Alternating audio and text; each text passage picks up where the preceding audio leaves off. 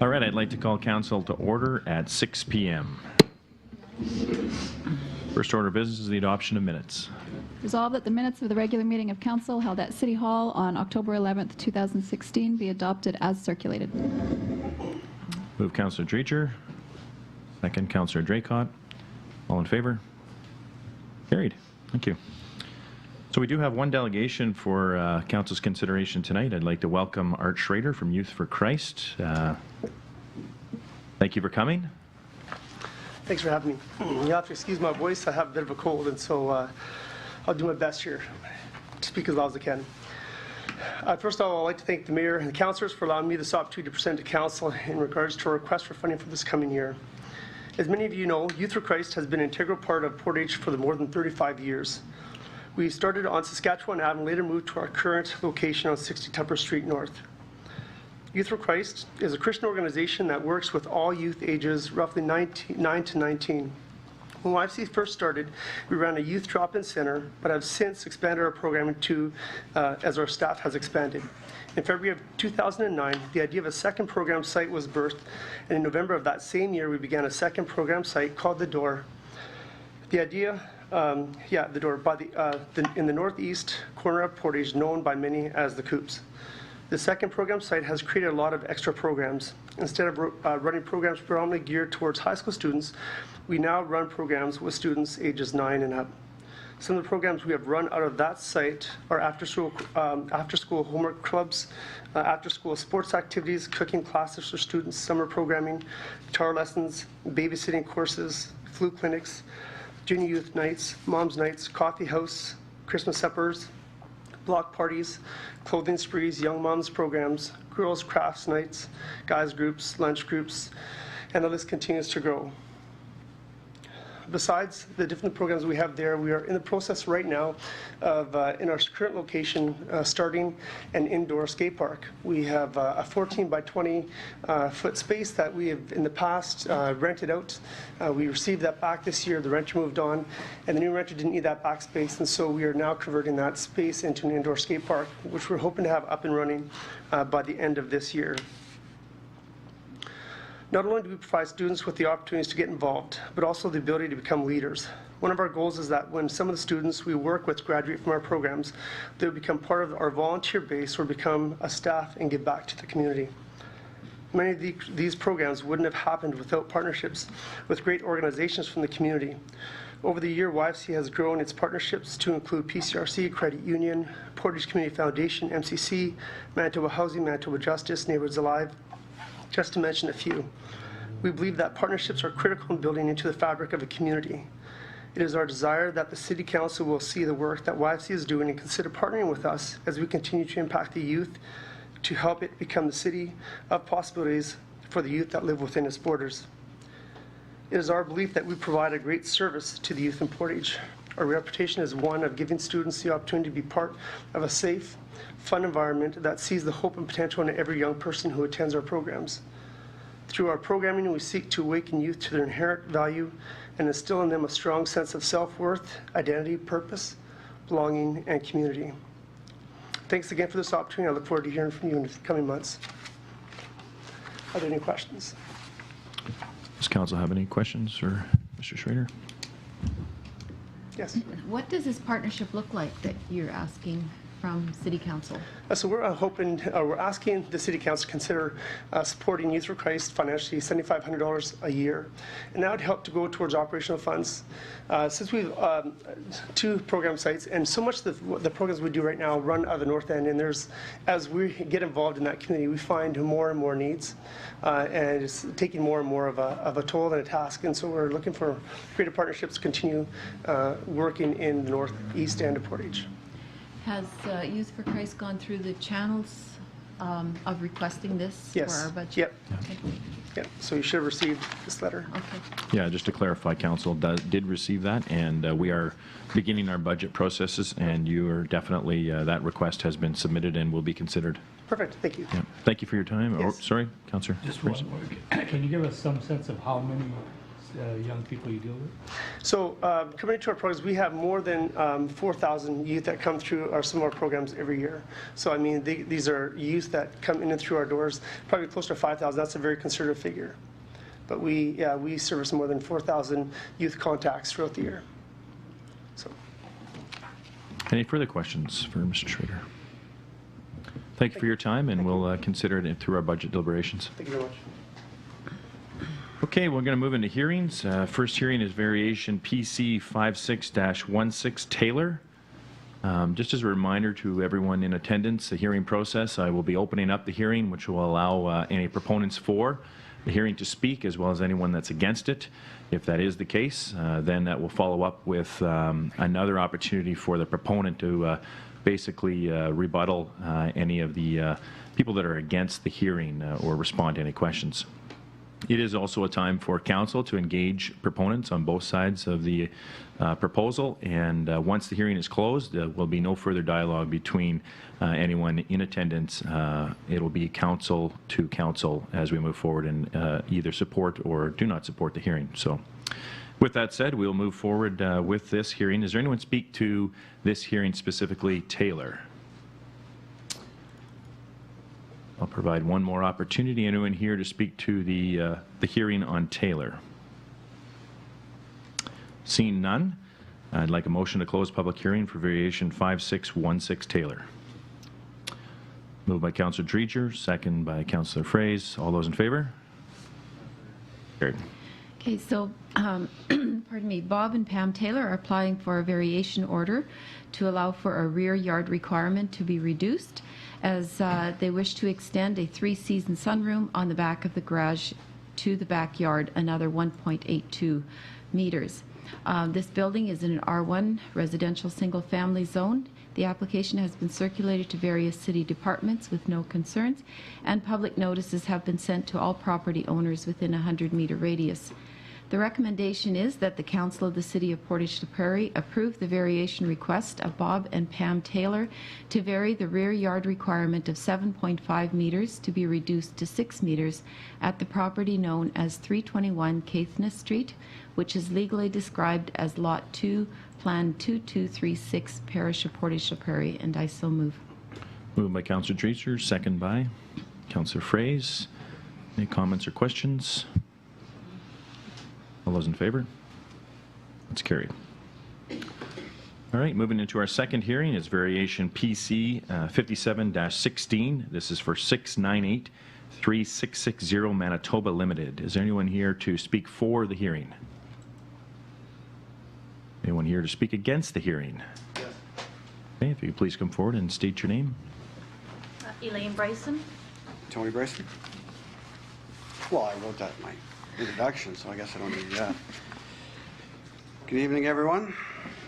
We're here before you to oppose the size of the sign that they're proposing to erect.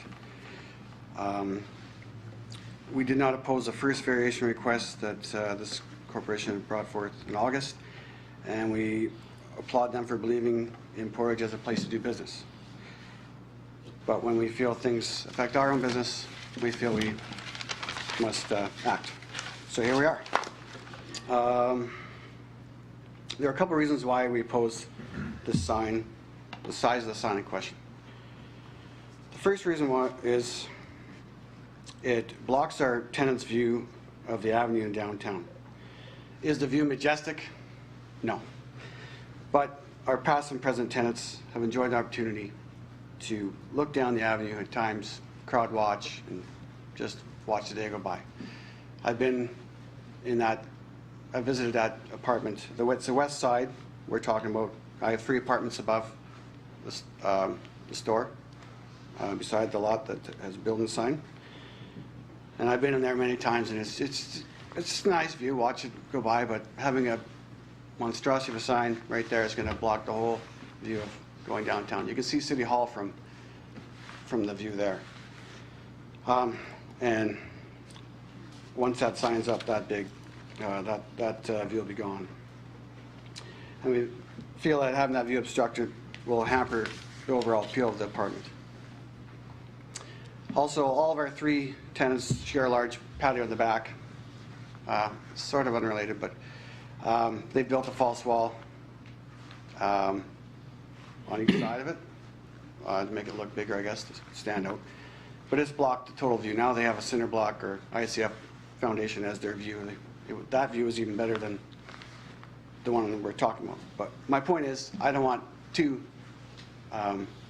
Views being obstructed. distracted. It's now we've already kind of got that one ruined and sacrificed that one, but now we don't want to have another second one to bring the overall value down and the experience of the apartment down too. Where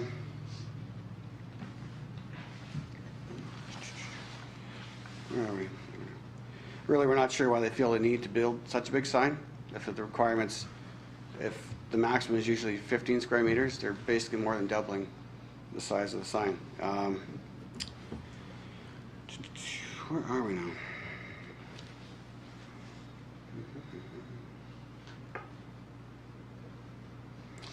Yeah. The second reason we oppose this large of a sign being built is the fact our existing store sign on the west side of the building will be completely blocked from potential customers' view if it is allowed to be built 31.2 square meters. My wife's going to pass around, got a rudimentary little etching of There's about 6 copies. I don't know if I'll just pass that. it's all right, I didn't make enough budget cuts. Who's that one too, if you want? So, probably obvious, but I've penciled in basically took a picture of from basically Tim Hortons looking that way, looking west. I took a picture and I kind of copied. The stuff on the top is basically our building with the tenants above there. The blocked out area, shaded out area on top of their store is actually the false wall. They don't really show it on the diagram, but there is a big false wall blocks there. But my question to you is, when you look at that picture, do you see our sign? I don't either. That's whether or not that's exactly inch per inch, but you get my point, I hope. I don't see it, and I don't think either our potential customers driving by will see it until it's too late to stop in front. Our fear is that they will not want to stop suddenly, especially with the crosswalk in front there too, and they'll just head to the next available convenience store as they're heading westward. So to close, we'd like the Deputy Mayor and Council to not grant the variance and to keep the sign at a maximum of 15 square meters. Thank you for giving us your time and listening to our concerns in this matter. Thank you, Mr. and Mrs. Bryson. Does council have any questions for the Brysons?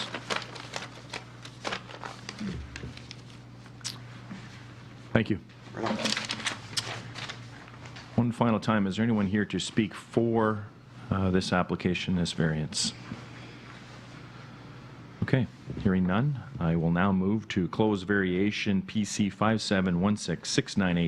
57166983660 Manitoba Limited. I'll move that. Moved by Councillor Dreger, second by Councillor Fraze. All those in favor? That's carried. 6983660 Manitoba Limited is applying for a variation order, as we heard, to vary the maximum sign size. There will be 4 tenants in this building, and they each want their names on that sign. This is the sign in the front here, right? That we are considering. Is that correct? Yeah. Okay. So this would allow each tenant to have the signage for their individual rental space. The building is a C3 Avenue Commercial Zone, and the application has been circulated to various city departments with no concerns. Also, public notices have been sent to all property owners within a 100-meter radius.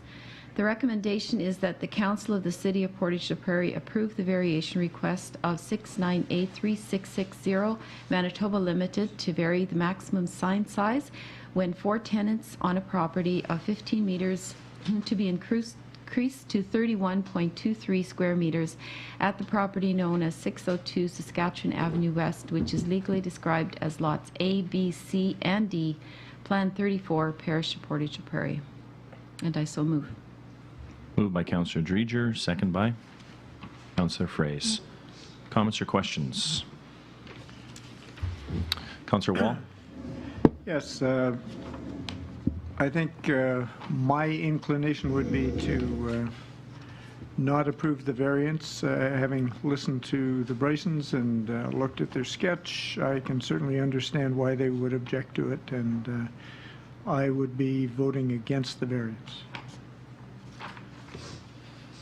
Okay, Councillor Espy? That's pretty much the exact same thing I was going to say. They make good points, and I won't be supporting the motion. Okay. Anything else before we move to a official vote? Okay. All those in favor of the variation that's been moved, please raise your hand. And that's been defeated.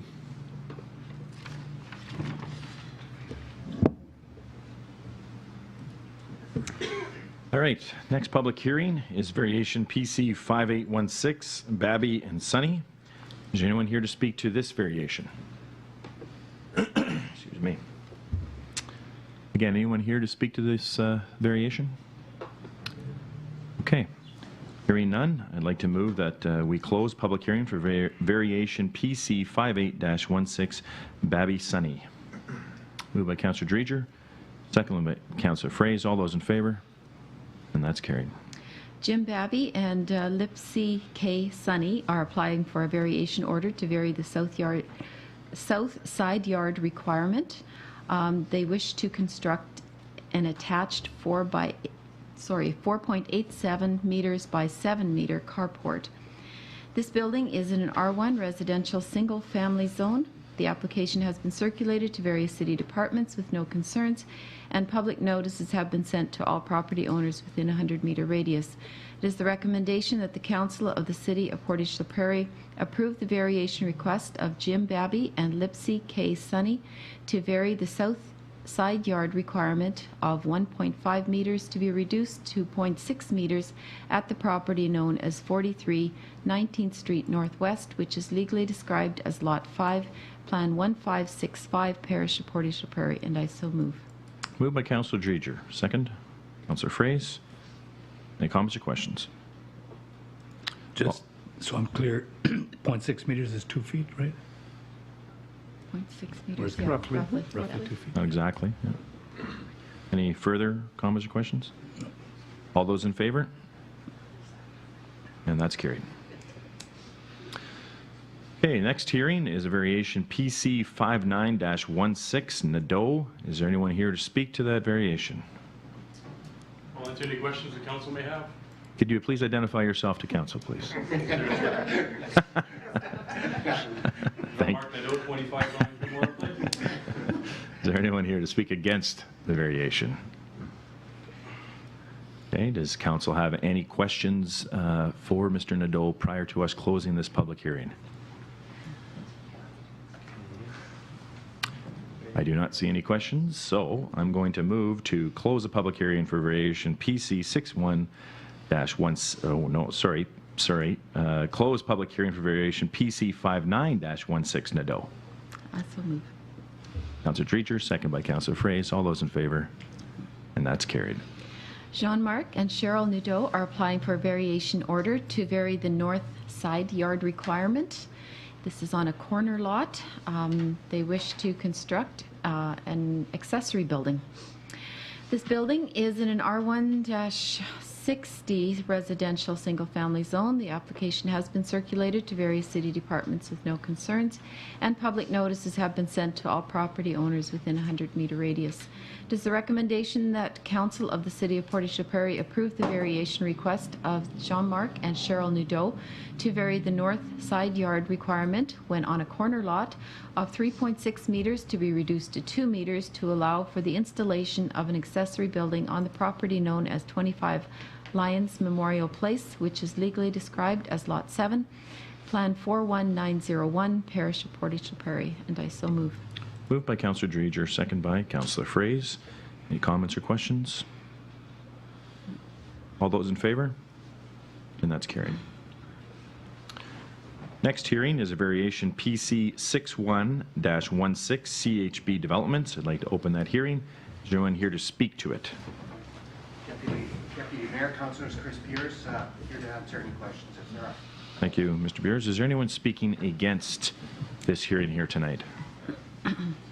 Once again, anyone here to speak against to this public hearing? Okay. So council has the information. Before I close this public hearing, is there any questions that we want to field to Mr. Beers before we close the public hearing? Okay. I'd now like to have a motion to close the public hearing for variation PC 61-16 CHB Developments. I will move. Councillor Dreger, second. Councillor Fraze, all those in favor? And that's carried. CHB Developments, Inc. is applying for variation order to vary the front yard fence height requirement of 1 meter to be increased to 1.8 meters. The applicant would like to install the fence approximately 6 meters past the front of the building and also return it in towards the building approximately 3 meters as shown in the attached drawing. I don't know if you want to pull up the drawing there, Kelly. This building is an R3 residential multifamily zone. The application has been circulated to the various city departments with no concerns, and public notices have been sent to all property owners within a 100-meter radius. Recommendation is that the Council of the City of Portage Prairie approve the variation request of CHB Developments, Inc. to vary the front yard fence height requirement of 1 meter to be increased to 1.8 meters at the property known as 8 Lorne Avenue West, which is legally described as lots 395/399, Plan 12, Parish of Portage Prairie, and I so move. Moved by Councillor Dreger, second by Councillor Fraze. All those, I guess I should ask if there's any comments or questions before that. Is there? Yes. I looked at this carefully, and normally I wouldn't approve of a variation request for the height of fence on a front on the front of property, but because there is that 66 feet to the front yard to Lawrence Avenue, I think there is sufficient room there for traffic to view oncoming traffic on this corner lot. So I will be supporting this. Thank you. Anybody else? Okay, all those in favor? And that's carried. Okay, I think that concludes our variations and public hearings for this evening. I do see that the Finance, Legislative and Property Committee has nothing to report, so Councillor Wall will skip past that. Move right back into Councillor Dreger, City Planning and Economic Development, please. Just one item this evening, and that is the change that's being made to the hearing process. And basically, this change is just moving forward to eliminate the requirement of the report going to committee. This will speed up processes in the future. So that's the only reason for this change being made. So really, what's happening here is that the variation request will no longer go to committee and then 2 weeks later come to council. They will skip committee altogether and go directly to council. So that's just for information. Other than that, I have nothing to report. Thank you. Does any of the chairs of the Community Services Committee, Waterworks, Transportation, or Public Safety have anything to add, or do you feel comfortable moving right to new business? Nothing to add. Nothing to add. Okay. So, new business. Right back to Councillor Dreger again. Yes, busy evening. All right, so the issue here is to commence the zoning amendment process by rezoning property from C2, Central Commercial, to R1, Residential Single Family, to the City of Portage Prairie zoning bylaw 10-8492, and by giving bylaw number 16-8652 first reading. The property in question here is presently zoned as Central Commercial, and the applicant's Habitat for Humanity wish to rezone the property to R1 Residential Single Family. And the application will be circulated to the province for review and comment after first reading. And as per Section 74 of the Planning Act, council shall indicate its intention to enact a zoning bylaw amendment by giving first reading and proceed with public notice as set out in Section 168. The first reading of bylaw number 16-8652 will commence the process as defined in the Planning Act in considering this application. The recommendation is that the Council of the City of Portage la Prairie give bylaw number 16-8652 first reading and provide public notices as defined in Section 168 of the Planning Act. And I so move. Moved by Councillor Dreger. Second. Councillor Draycott. Some questions or comments? Being on the board of Habitat for Humanity, I feel I should excuse myself from this portion of the meeting. Thank you. May I ask a question of Councillor Fraser? Yes? Yeah. How many properties are being built here? How many houses are being built? Two. Two of them. The idea is to build 2 homes on what is now a parking lot behind the Army Navy place. They're currently zoned commercial. And if they would be zoned residential, we'd build 2. Councillor Fraser, can you please use your mic so the rest of, for the benefit of... The question was how many housing units would be put on that property, and the answer is 2. The plan is to put 2 homes on the property that's now a parking lot. Is there any other clarification type questions that Councillor Fraser could answer before the minutes will reflect that he does abstain from the vote? Okay. So we had a motion from Councillor Dreger. We had a second from Councillor Draycott. Is there any other questions or comments? All those in favor? And that's carried.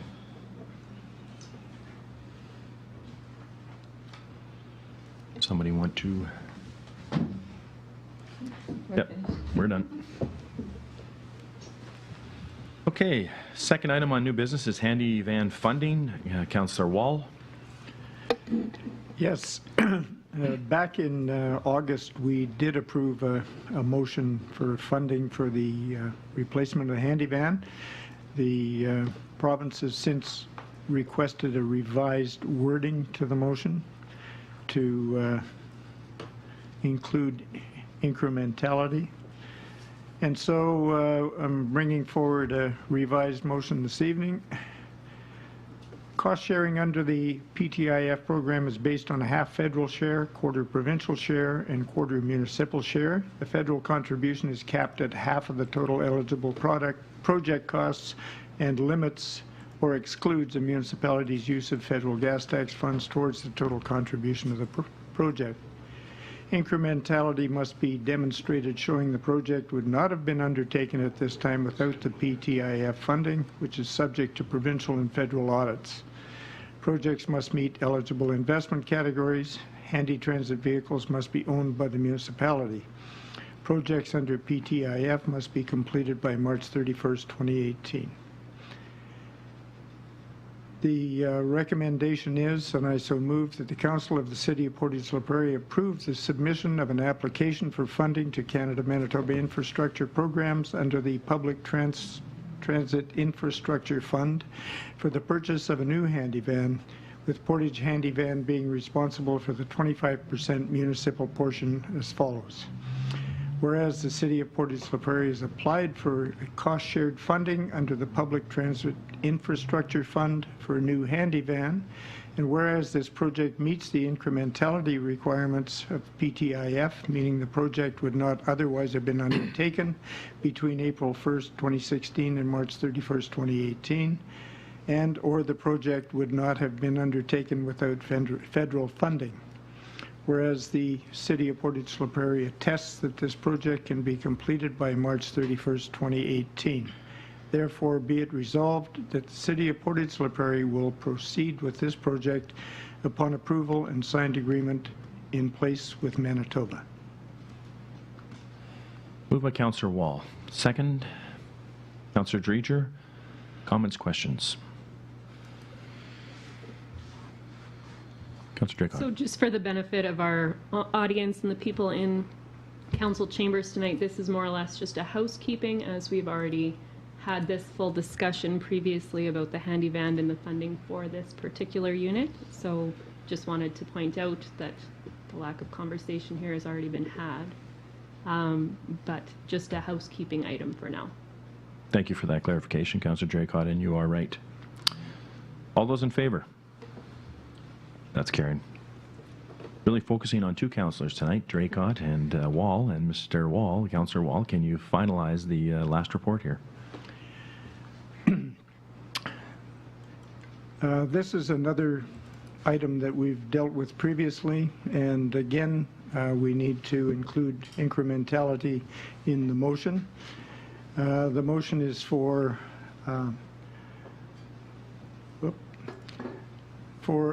upgrading the water treatment plant, total estimated cost of $9,690,000, federal share $4,845,000, provincial share $2,422,500, and the city share of $2,422,500, as well as the Saskatchewan Avenue West utility renewal project, total estimated cost of $3,500,000, federal share $1,750,000, provincial share $875,000, and the city share $875,000.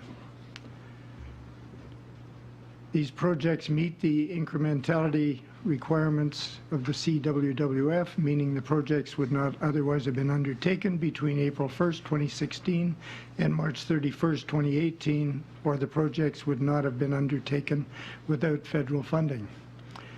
The recommendation is, and I so move, that the Council of the City of Portage-la Prairie attest to the incrementality of the water treatment plant upgrading and Saskatchewan Avenue West utility renewal projects, and that Council attests that these projects can be completed by March 31st, 2018, subject to prompt notification of funding approval, and that Council of the City of Portage-la Prairie proceed with the water treatment plant upgrading project and Saskatchewan Avenue West utility renewal project upon approval and signing of a funding agreement with the province of Manitoba. Moved by Councillor Wall. Seconder, Councillor Drieger. Any comments, questions, commentary? Councillor Draycott.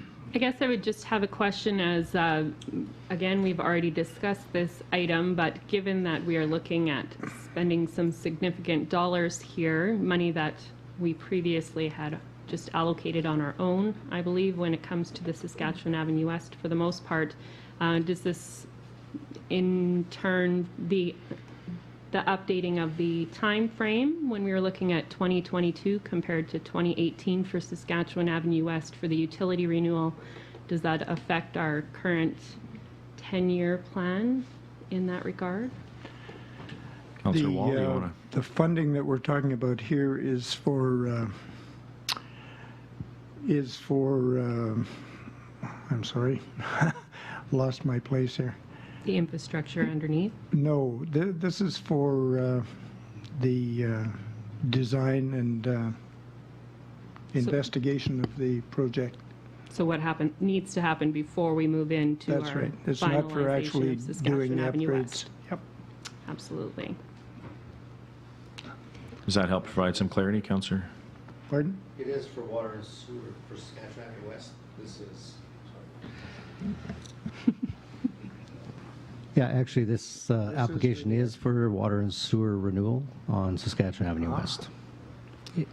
And therefore, would that move forward our other items for Saskatchewan Avenue West?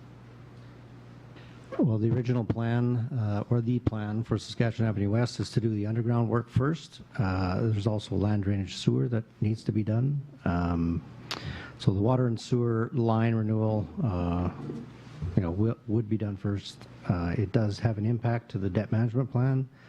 There is, if this is approved, we'll definitely have to be shuffling some projects, some monies around, and possibly issuing debentures to do this work in order to take advantage of the federal and provincial funding that is offered here.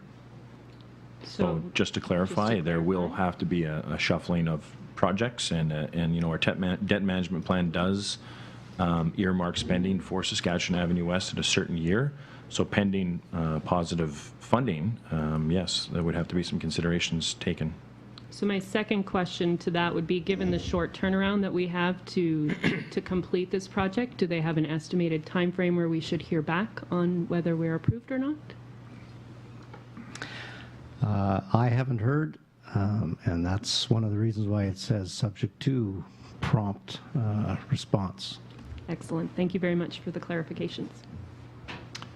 Thank you, Councillor Fraser. Do you have a question? Well, I did. It's been partly addressed, but I just noticed under the second portion of the proposal that just to quote a sentence, it'd be imperative to begin design work within weeks in order to meet the March deadline. Are we and or AECOM ready to begin? With regard to the water treatment plant, I've spoken with AECOM. They indicate that they can complete the detailed design and be done the construction by March of 2018. We have pre-design done on the water treatment plant. The water and sewer line work on Saskatchewan Avenue West, we have preliminary designs on that.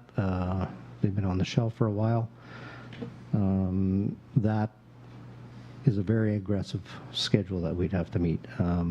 We haven't selected a consultant to work on that. So the schedule is very aggressive, I would say. But we believe it can be done. Great questions. Thank you, Kelly. Is there any other clarification before we move to supporting this? Okay. All those in favor of the resolution as read by Councillor Wall, please raise your hand. That's carried. Okay, there's no old business. I will move to adjourn council at 6:36. Question for councillors. Do we feel like we would like a 5-minute recess before we move into committee, or would we like to do that right now? I'd like a break.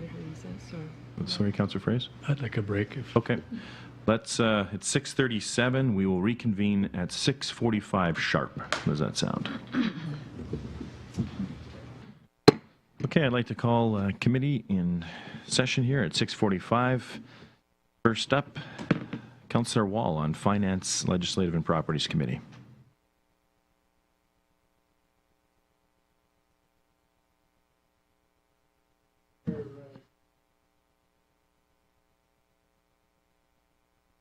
To approve Council's 2017 strategic plan as presented by administration.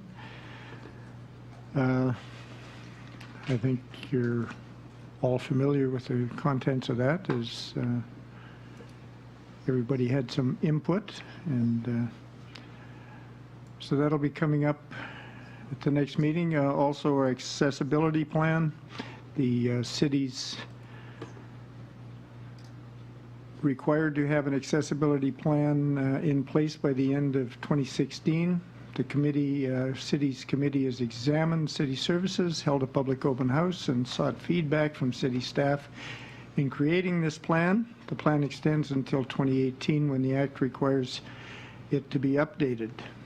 So that'll be coming forth for approval at the next council meeting. Council meeting dates, again, council meetings will be moving out of city council for 4 meetings in 2017. The locations have not been determined yet.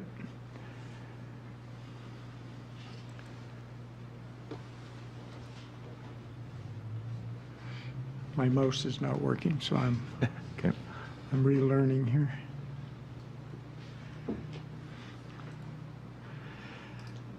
Third quarter administration reports for information.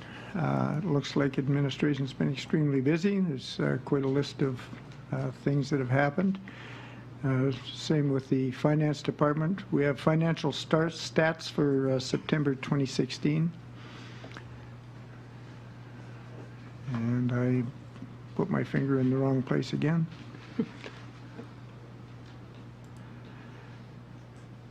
And again, one of the things that jumps out at me all the time in these stats is the past due parking tickets, and I see we've added another $26,000 to that number. So I understand that until the province changes some legislation, it's very difficult for us to collect that money.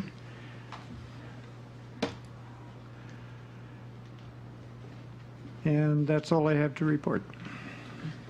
Any questions for Councillor Wall? Just a question on the presentation of the strat plan. Would we expect to see that strat plan presented with a kind of an overview or an explanation at the next meeting? There is a PowerPoint presentation that goes along with it. Which will also be put on, once council approves the strat plan, which will also be put on our website and openly shared with the community. Correct. I just wondered whether at the next council meeting we could take a few minutes to just run through it. Well, I fully expect that at the next council meeting, the mayor will be back in this chair, and then I'll be sitting in that one, and I will go through the strat plan and that slide presentation. Thank you. Is there anything else for Councillor Wall? Yep. I just have a question. Did you happen to notice whether it's on the AMM agenda this fall? Is it a resolution for us to ask the AMM board to lobby the provincial government for more clout, more access to collecting? I haven't looked through the full list of resolutions, Councillor, and I can't answer that. I don't want to say for certain, but I do believe there was already legislation in the works to empower municipalities to deal with items like this. Don't know the current status of it, but I think it's beyond that initial resolution. So it's a topic that may come up at AMM yes, again. Might, yep. Anything else for Councillor Wall? There's nothing else. Thanks for pinch hitting for me, Councillor Wall. You did a great job.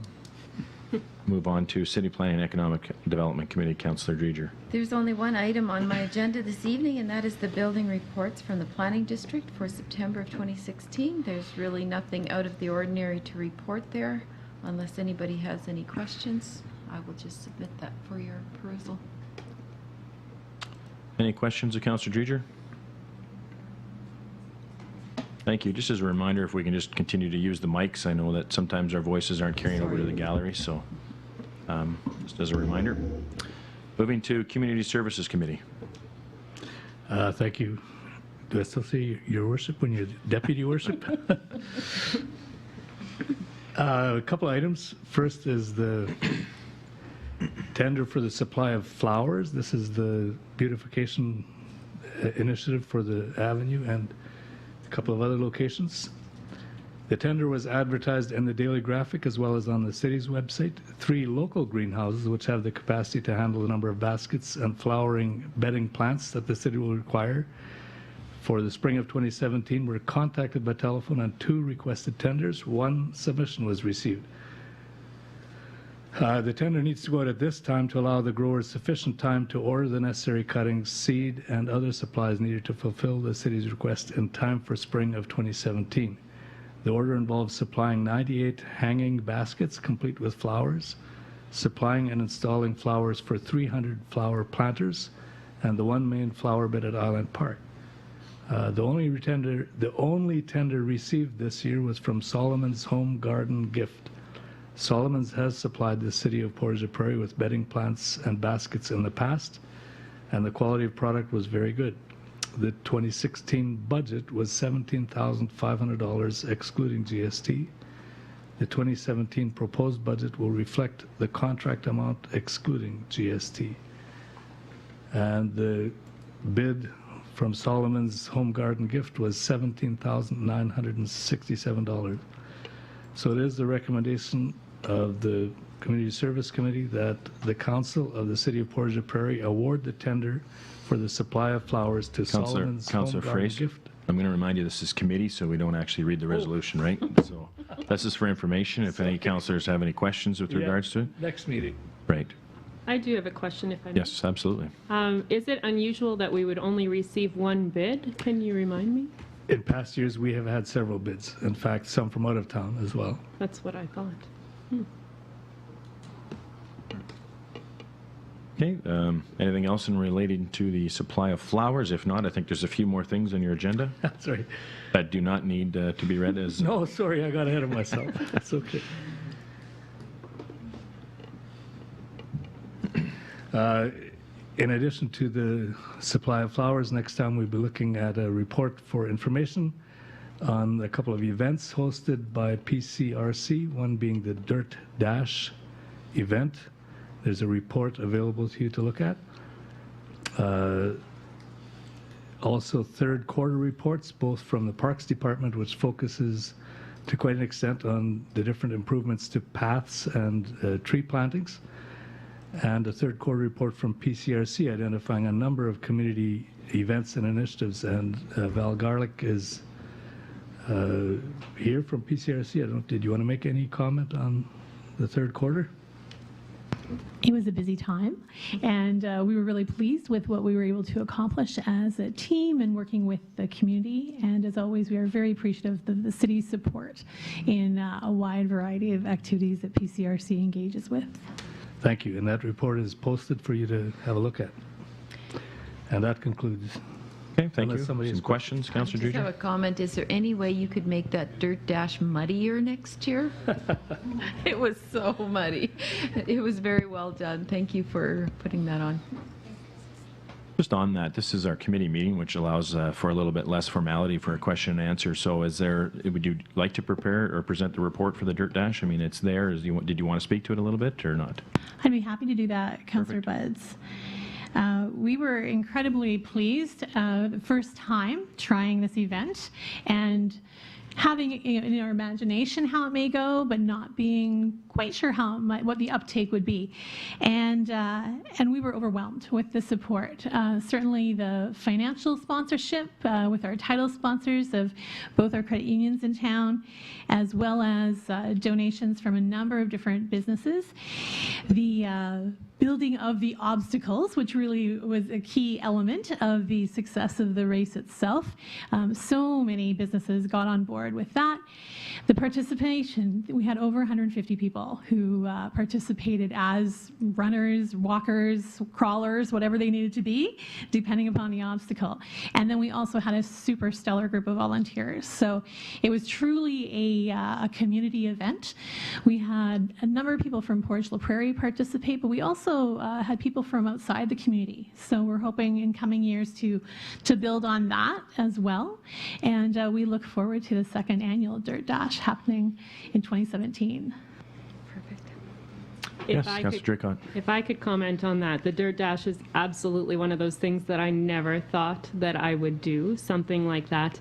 And after my participation in it, I had so much fun, though I required so much help to get through that. So thank you to my team of councillors that ran or walked with me. But I've heard so much in the community from different people that didn't know exactly what to expect, that have said, man, next year we are putting in a team. So I think as much as you had such a large participation, that you should be ready next year for a much larger participation. This was just a great event, and I'm glad I did it. So thank you for the opportunity. Yeah, I'd like to echo those comments as well. It was a fantastic time. Yep. Okay. Any other questions for Councillor Fraze? Okay, Waterworks Committee, Councillor Wall. Waterworks Committee has nothing to report, Your Worship. I think you have third quarter reports. Oh, I'm sorry, I do. I have third quarter reports from the WPCF and the water treatment plant. The water pollution control facility met its license requirements 97% of the time. There were 3 exceedances of suspended solids that were mostly explained by valve failures and things of the like. The water treatment plant report, there's been some, there was some shutdown of the pre-treatment system for maintenance. The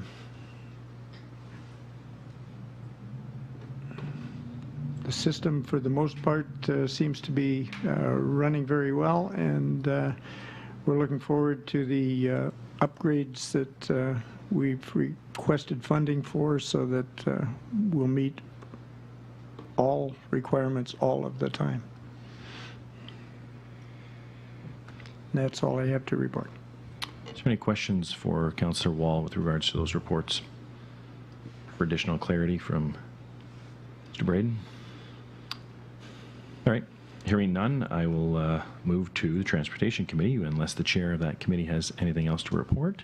They do. I do. I don't have my official third quarter reports this evening, but I do just want to give some kudos to the Fort Loraine Museum. They hosted their Ghost Walk this Saturday. It did rain, unfortunately, for the majority of the time that the Ghost Walk was on, but that didn't seem to hamper the spirits around Portage, Prairie, if I could. There was just a huge number of people that came out. I'm sure that it won't be quite as much as it was last year, as last year's weather cooperated with the museum a little bit more, but there was a ton of people walking around the museum with additional things put up, displays, and just a really spooky atmosphere out there. So I just wanted to commend Tracy Turner for her job that she does, and all of her volunteers. A large portion of those people come into Portage La Prairie for that evening to help out at the museum. So it was just a great evening, and I just wanted to give kudos to Tracy and her team over there for the great job that they've done. And other than that, I have nothing else to report this evening. Thank you. Public Safety Committee. Thank you, Your Worship. I have two reports, third quarter for bylaw enforcement and third quarter for RCMP. Normally at this point I would ask the RCMP rep to do some presenting on the report, but in their absence I would just point out that there have been some increases in person and property crimes as well as mischief when compared with the same quarter of last year, also against the last quarter. So without an explanation for that, I will probably be talking to whoever's here when this comes to council next time. Thank you. Anything from the bylaw enforcement report? Nothing significant, but I would be happy to answer any questions that council may have. Okay. Hearing none, and I echo your comments. I think when we do have the RCMP representative at our council meeting, it would be beneficial to get a little bit more information on those reports. But thank you, Councillor Espy. That concludes our committee report. We will now be moving into question period. The floor is Mr. Knotts for the first question of the evening. Thank you, Mr. Mayor. Good evening. I see that flowers were talked about tonight, and it's the award of the contract. There's a round circular concrete thing in the middle of Saskatchewan Avenue just by 9th Street Southeast, which during winter is more often covered by snow.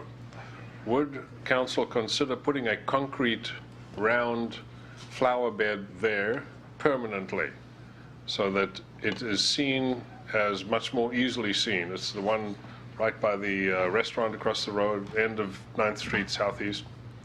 I know 3 people have driven over it without thinking because they didn't see the thing properly and so on and so forth. So I'm asking that done following on the question of the flowers. Mr. Braden, can you earmark that, I guess, as something for council's consideration? Okay. Thank you.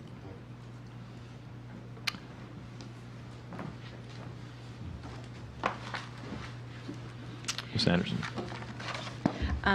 In terms of the council, can you hear me, by the way? I'm sorry. Yes. In terms of council's accessibility plan, there are 2 sections. One that is the general requirements of the Accessibility Act on page 2, and also the planned accessibility actions on page 3.